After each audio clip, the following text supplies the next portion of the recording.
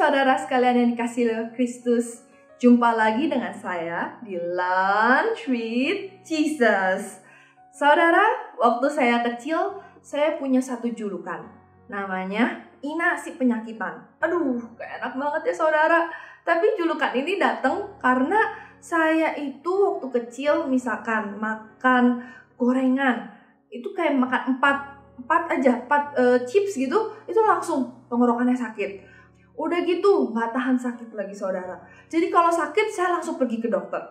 Abis pulang dari dokter itu saya pasti langsung sembuh. Makanya saya punya julukan buat para dokter. Dokter itu adalah pahlawan saya bilang gitu. Karena tiap kali pulang dari mereka pasti saya sembuh.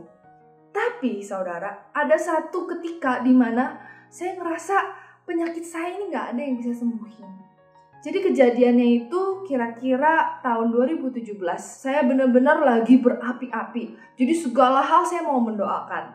Jadi saya pulang rumah, terus saya ceritanya mau bersih-bersih. Bukan lap ngepel gitu ya, tapi bersih-bersih. Saya mau mendoakan rumah saya. Tapi salahnya, saudara, saya ini gak ada persiapan rohani sama sekali.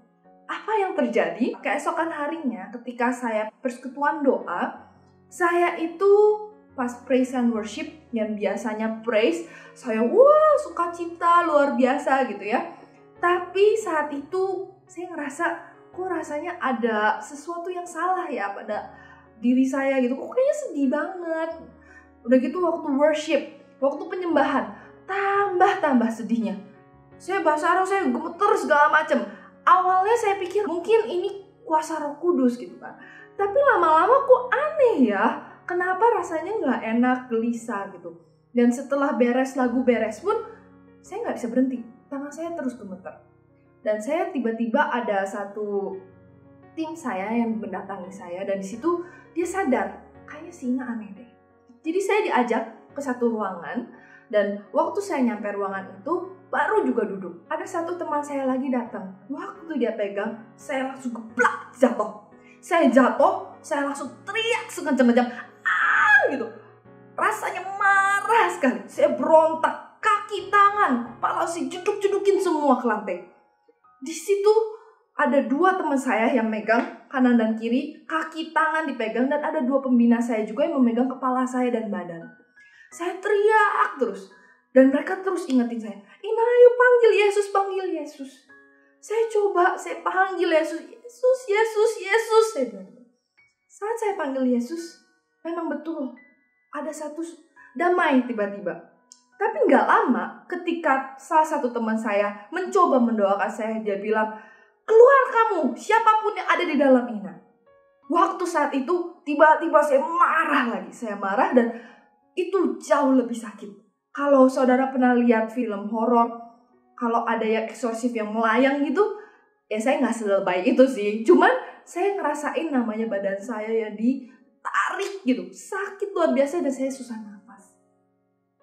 Tapi anehnya saudara, 1,5 jam saya teriak, itu suara saya nggak kenapa-napa. Cuma ada satu efek yang terlihat jelas. Mata saya di bawah sini itu benar-benar seperti vampir. Jadi urat-urat itu keluar semua. Dan sejak saat itu pun saya nggak nyaman. Kalau saya doa, saya tuh ketakutan. Saya takut kalau misalkan nanti saya berdoa, saya praise and worship, kalau saya lagi deep gitu ya, tiba-tiba saya aneh-aneh lagi. 1 tahun saudara, saya mencari cara. Saya ke Romo, saya pelepasan, saya didoakan, segala macam. Tapi tidak ada yang berhasil. Saya sampai frustrasi. Tapi saudara, Tuhan tuh luar biasa. Tuhan masih boleh pakai saya sebagai pelayannya. Saya boleh melayani sebuah camp. Dan di camp ini saya diharuskan untuk ikut konseling. Jadi di konseling ini saya bertemu dengan seorang konselor. Dan ketika saya cerita tentang segala kejadian yang ada, Cici ini cuma bilang sama saya begini. Ina, ingat gak satu ayat ini? Di 1 Yohanes 4 ayat 4. Yang isinya adalah, sebab roh yang ada di dalam kamu lebih besar daripada roh yang ada di dalam dunia. Di situ, saudara, saya tertegun. Dan saya merasa, Tuhan, iya, apa yang saya lakuin 1 tahun ini? Saya cuma cari orang di luar sana buat bantu saya, buat doain saya. Yang semestinya jawabannya itu ada di dalam diri saya sendiri, yaitu Roh Allah yang lebih besar dari apapun juga ada di dalam diri saya. Ketika saya mengalami aneh-aneh lagi, saya mau percaya sama Tuhan. Saya bilang sama Tuhan, Tuhan, saya mau percaya bahwa Roh Kudus-Mu, Roh Allah yang ada di dalam saya itu lebih besar dari apapun juga. Ketika saya berkata demikian, sungguh saudara, sekujur tubuh saya merasakan rasa damai yang luar biasa. Di situ saya yakin dan saya percaya bahwa nyata Roh Kudus yang ada di dalam saya ini luar biasa. Dan sejak saat itu, sungguh Tuhan boleh memakai saya lebih lagi. Saya boleh melayani Tuhan dengan sungguh sukacita, sungguh dengan kedamaian. Saya boleh terus percaya padanya bahwa tidak ada satupun kuasa yang boleh mempengaruhi saya. Bahwa segala masalah pasti saya bisa lalui. Dan saya ingin saudara pun yakin dan percaya bahwa di dalam diri kita semua ada satu pahlawan, yaitu Roh Allah yang luar biasa akan bekerja dalam hidup kita. Saudara, saat ini saya mau undang saudara untuk mari kita tunduk, kita mau berdoa kepadanya. Dalam nama Bapa dan Putra dan Roh Kudus. Amin. Ya Allah yang Maha Kasih, terima kasih kalau Kau telah mengaruniakan kami dengan Roh Kudus-Mu yang ada di dalam hati kami. Tuhan, kami nggak tahu, mungkin dari salah satu dari kami ada yang mengalami kesulitan saat ini. Masalah, kegelisahan, ketakutan yang akan mendalam. Biarlah kami percaya Tuhan, bahwa Roh yang ada di dalam kami sanggup untuk memulihkan, sanggup untuk memberikan kekuatan kepada kami. Dan kami dapat menyelesaikan segala permasalahan dalam kehidupan kami, hanya bergantung kepadamu. Maka Tuhan, terus bimbing kami dan curahkanlah selalu Roh Kudus-Mu di dalam hati kami.